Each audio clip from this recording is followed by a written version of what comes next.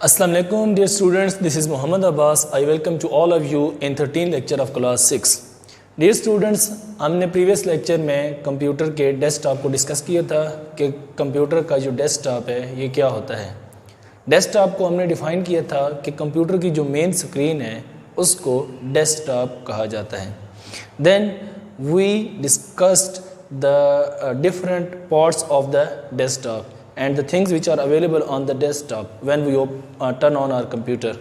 जब हम कंप्यूटर को ऑन करते हैं तो उसके डेस्कटॉप के ऊपर जो चीज़ें मौजूद होती हैं उनको हम डिस्कस कर चुके हैं अपने प्रीवियस लेक्चर के अंदर।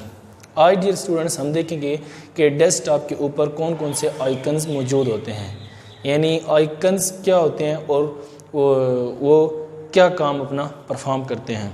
तो dear students, icons are small images which are available on the desktop and they are used to access different kind of programs and hardwares in the computer.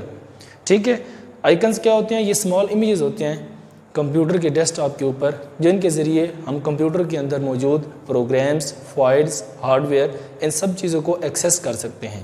तो इनको मैं एक दफ़ा डिफ़ाइन कर देता हूँ यहाँ पर कि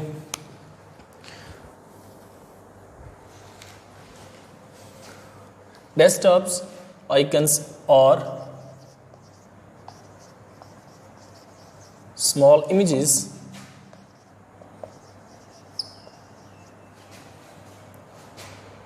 which represents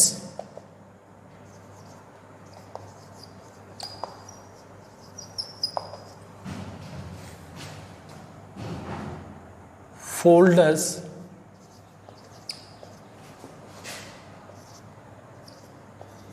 on the main screen of the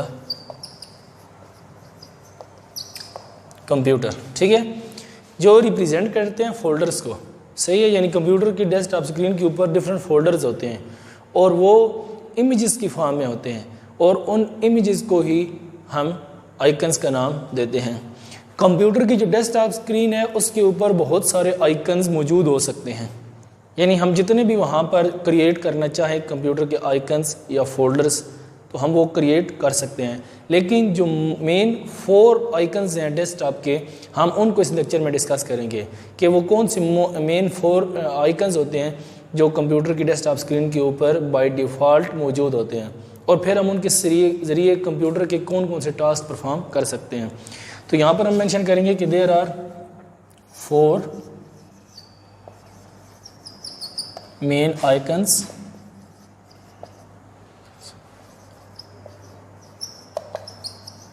available on the desktop. Alright, इसमें सबसे पहले होगा we will discuss all these 4 icons one by one. सबसे पहले जो आइकन है that is my documents।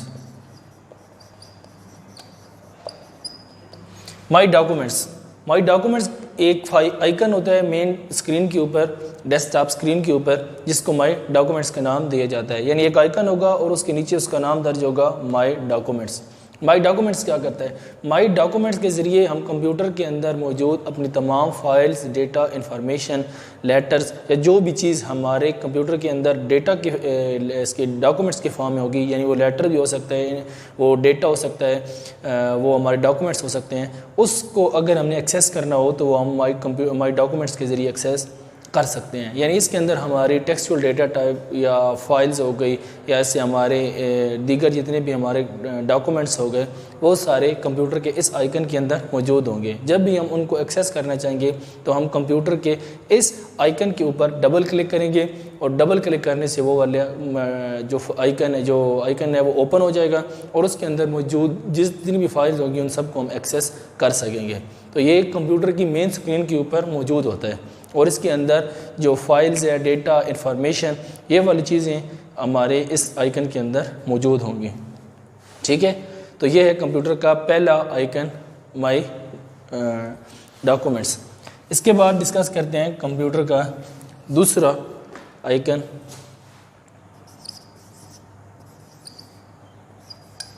My computer.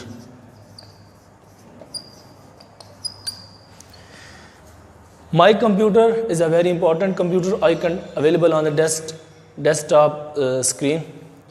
इसके ज़रिए हम कंप्यूटर की जो हार्ड ड्राइव्स है यानी हार्ड डिस्क ड्राइव और उसके अंदर मौजूद जितने भी पार्टीशंस हैं उनको एक्सेस कर सकते हैं। यानी कंप्यूटर के अंदर जो हार्ड डिस्क होती है उसका जो डेटा अगर हमने एक्सेस करना हो तो उसका तमाम डेटा वो उसकी जो तमाम पार्टीशंस हैं उनको हम माई कंप्यूटर के ज़रिए कंप्यूटर के अंदर से एक्सेस कर सकते हैं। यानी इसके अंदर हम जाकर कंप्यूटर के जितनी भी पार्टीशंस हैं या डिस्क ड्राइव्स हैं उन सब को एक्सेस करना हो तो वो इसके ज़रिए हम कर सकती हैं। कंप्यूटर के अंदर नॉर्मली एक से ज़्यादा पार्टीशंस बनाई जाती हैं, नॉर्मल एक भी आप बना सकते हैं, लेकिन एक से ज़्यादा इसलिए बनाई जाती हैं कि एक के जो पहली होगी उसके अंदर हम कंप्यूटर का ऑपरेटिंग सिस्टम इंस्टॉल करेंगे, वो उसके अंदर सेव करके हम उसको बिल्कुल टच भी नहीं करेंगे क्योंकि ये बहुत ही इम्पॉर्टेंट और बहुत ही सेंसिटिव सॉफ्टवेयर होता है कंप्यूटर का, जो कंप्यूटर की जिसके अंदर हम जिसका ऑपरेटिंग सिस्टम इंस्टॉल करते हैं। अगर उसके अंदर कोई एरर आ जाए या उसके अंदर से कोई फाइल डिलीट हो जाए गलती से तो हमारा पूरा जो वर्किंग है कंप्यूटर की वो स्लो भी हो सकती है, उसके अंदर प्रॉब्लम और डिस्टर्बेंस क्रिएट हो सकती है, उसको हम प्रॉपर रन नहीं करेगा, यानी हमारे हर किस्म की प्रॉब्लम क्रिएट करेगा, या वो जो हम ऑन करेंगे तो वो ऑन होने में भी प्रॉब्लम इवन कर देगा, पैदा करेगा, डिस्टर्बेंस क्रिएट करेगा। तो इसलिए उसकी एक ड्राइव में तो हम ऑपरेटिंग सिस्टम रख देते हैं, उसके अलावा बाकी हम 1, 2 या 3 जितनी भी ड्राइव्स बनाना चाहें बना सकते हैं। इसलिए कि हम हर उसके अंदर ड्राइव के अंदर अपनी मर्ज़ी से जो भी डेटा उसके अंदर स्टोर करना चाहते हैं वो कर सकते हैं। यानी किसी में अगर हमने अपने डॉक्यूमेंट्स रखने हैं या हमने अपनी जो एजुकेशनल चीज़ें हैं वो रखनी हैं, अगर उसके अलावा हमने उसमें ये क्या नाम है एंटरटेनमेंट से रिलेटेड चीज़ें रखनी हैं, मूवीज़ वगैरह, सॉन्ग्स वगैरह अगर आपने रखने हैं वो उसमें रख सकते हैं। इसी तरह कोई और एक हम उसमें ड्राइव बना देंगे जिसमें हम अपने जो रिलीजियस जो भी मैटर्स हैं या जो चीज़ें हैं उसके अंदर रखना चाहें तो इस तरीके से हम डिफरेंट किस्म की पार्टीशंस बना के उनके अंदर डिफरेंट काइंड का जो डेटा है वो स्टोर कर सकते हैं। तो हार्ड डिस्क की जितनी भी ड्राइव्स हैं उनको एक्सेस करने के लिए हमें माई कंप्यूटर के आइकन्स पे डबल क्लिक करना पड़ेगा। जब हम इसको डबल क्लिक करेंगे तो माई कंप्यूटर की जो विंडो है वो ओपन होगी और उसके अंदर जो हार्ड डिस्क की जो पार्टीशंस जितनी भी हमने बनाई हुई हैं, जितनी भी ड्राइव्स बनाई हुई हैं वो अपीयर होंगी, उनके ज़रिए हम उनको एक्सेस करके जो भी डेटा है उसको एक्सेस कर सकेंगे।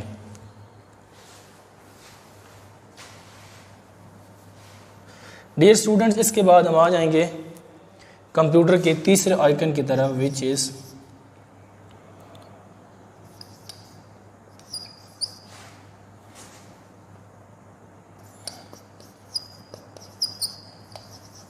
इंटरनेट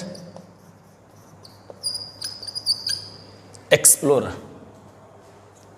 सही है, इंटरनेट एक्सप्लोरर के नाम से ही आपको आइडिया होना चाहिए कि इंटरनेट यानी अगर हमने कंप्यूटर के अंदर हमारे सिस्टम के साथ कंप्यूटर के साथ इंटरनेट अटैच है यानी एक्सेस है हमारे कंप्यूटर तक इंटरनेट की, और अगर हम गूगल या कोई भी इंटरनेट को एक्सेस करना चाहते हैं, इंटरनेट के ऊपर कोई चीज़ सर्च करना चाहते हैं तो उसके लिए हमें कंप्यूटर के अंदर हमारे ऑपरेटिंग सिस्टम ने हमें एक आइकन प्रोवाइड किया है जो कि और एक सॉफ्टवेयर, ये एक्चुअली एक सॉफ्टवेयर है आइकन की फॉर्म में। इसके ज़रिए हम कंप्यूटर के अंदर इंटरनेट के ऊपर कोई भी चीज़ सर्च करना चाहें तो कर सकते हैं। इंटरनेट एक्सप्लोरर यानी इंटरनेट के ऊपर किसी भी चीज़ को एक्सप्लोर करना, यानी कंप्यूटर के साथ अगर इंटरनेट अटैच है तो हम कंप्यूटर के इस आइकन के ऊपर डबल क्लिक करके इंटरनेट एक्सप्लोरर को ओपन करके उसके अंदर हम किसी भी तरह की चीज़ को सर्च करना हो तो हम इजीली जाके सर्च कर सकते हैं। सही है, तो इंटरनेट एक्सप्लोरर हमको कंप्यूटर के इंटरनेट के साथ एक्सेस देता है और उसके ज़रिए हम कोई भी चीज़ सर्च करना चाहें, चाहे यूट्यूब हो, चाहे वो गूगल हो, चाहे वो मेल वगैरह चेक करनी हो या चाहे कोई भी काम हमने काम करना हो तो उसमें वो हम काम कंप्यूटर के इस आइकन यानी इंटरनेट एक्सप्लोरर के ज़रिए परफॉर्म कर सकते हैं। ये भी एक बहुत ही इंपॉर्टेंट आइकन है, लेकिन ये तब काम करेगा, वर्क करेगा when our system is connected with the WiFi और एनी काइंड ऑफ इंटरनेट। ठीक है, अगर our system is not attached our system does not have any access to the internet, then we cannot explore anything in this icon। सही है, तो ये भी बहुत इंपॉर्टेंट आइकन है कंप्यूटर का। इसके बाद fourth and last icon of the desktop which is recycle बिन।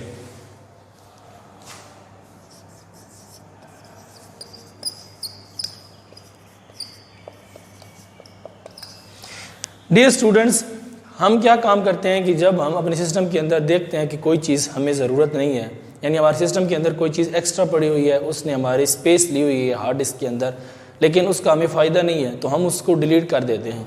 जब भी हम कंप्यूटर के अंदर कोई चीज़ को डिलीट करते हैं तो वो सिंपली डिलीट, सिर्फ हम उसको डिलीट करते हैं, यानी उस आइकन या उस फाइल या उस डेटा के ऊपर राइट क्लिक करके जब ऑप्शंस अपीयर होते हैं तो डिलीट के ऑप्शन पे जाके क्लिक करके हम उसको डिलीट कर देते हैं, तो वो चीज़ वहाँ से रिसाइकल बिन के अंदर आ जाती है।